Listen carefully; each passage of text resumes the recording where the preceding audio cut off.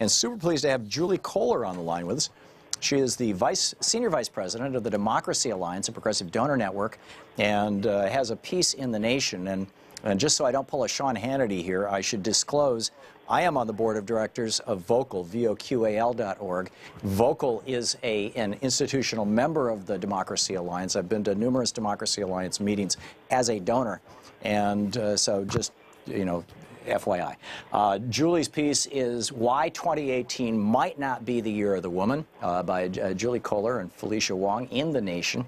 And fascinating piece. Julie, welcome to the program.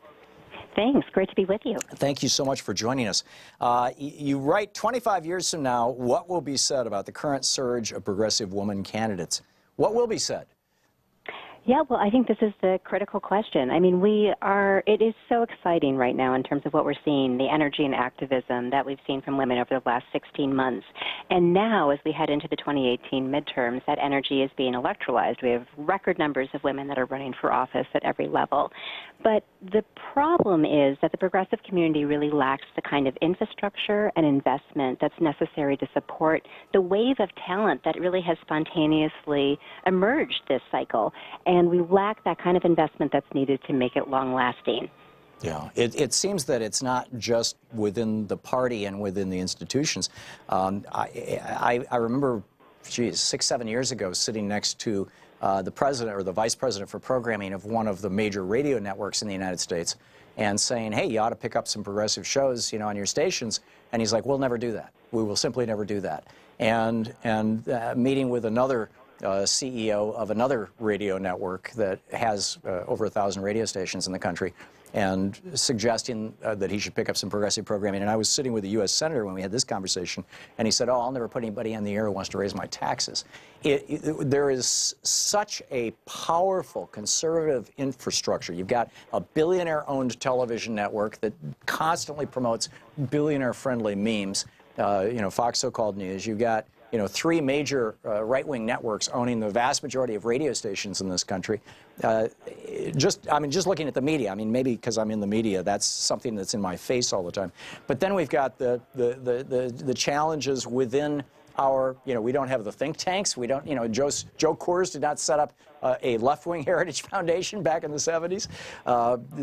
You know, how do we build out an infrastructure when we're lacking transactional billionaires? I mean, basically, billionaires who give money to right-wing causes, the Koch network, for example, are richly repaid for that. You know, for their hundreds of millions of dollars in donations in the last couple of years, they just made probably 20, 30, 40, 50, maybe $100 billion in tax cuts.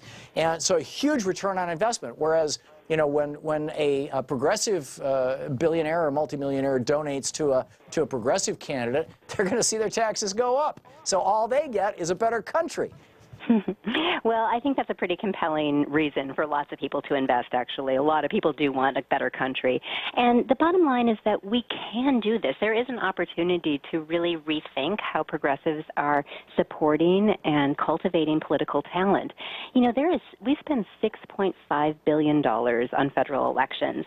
And if progressives really wanted to invest much more deeply and kind of take a play out of what conservatives have built, we're looking at about a $20 million annual price tag of additional investment. That's doable. I believe that that money is out there and that we can invest it in the right kind of supports that would not only support this amazing crop of women candidates this cycle, but really build a talented progressive bench for many years to come.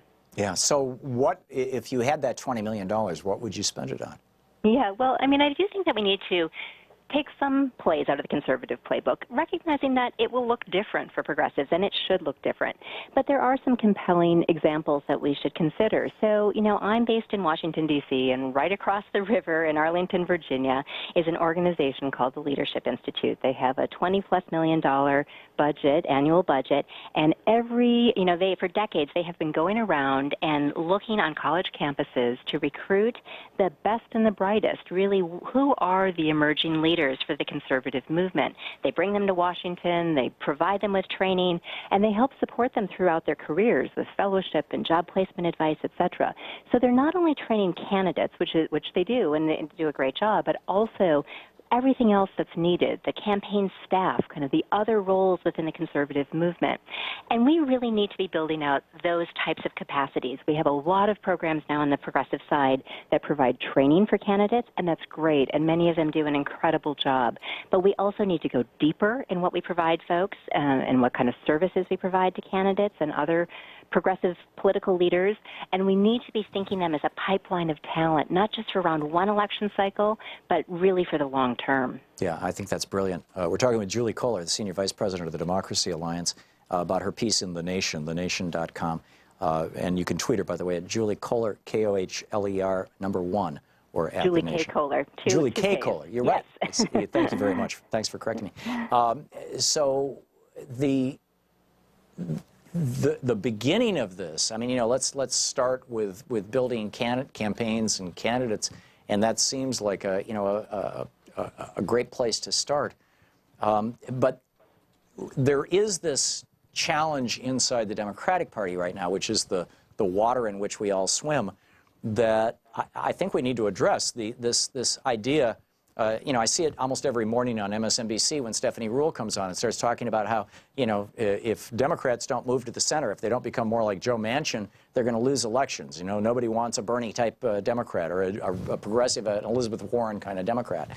And that kind of self-talk is happening big time in parts of the Democratic Party. And yet when you survey what people want, and I was just talking about this in the last hour with Alex McFarland, over 70% of Americans, not just Democrats, but like, you know, over 70% of Americans want, you know, free college tuition. They want national health care. They want universal pre-kindergarten. They want fair trade, not, you know, this stuff we've had since the Reagan era. They want to end the tax loopholes. They want debt-free college. They want to expand Social Security. They want a Green New Deal. These all poll at over 70%. If you get to things that poll over 50%, you get single-payer health care, breaking up the big banks, you know, minimum guaranteed income, ensuring net neutrality at 61%. And these numbers, by the way, are a year old.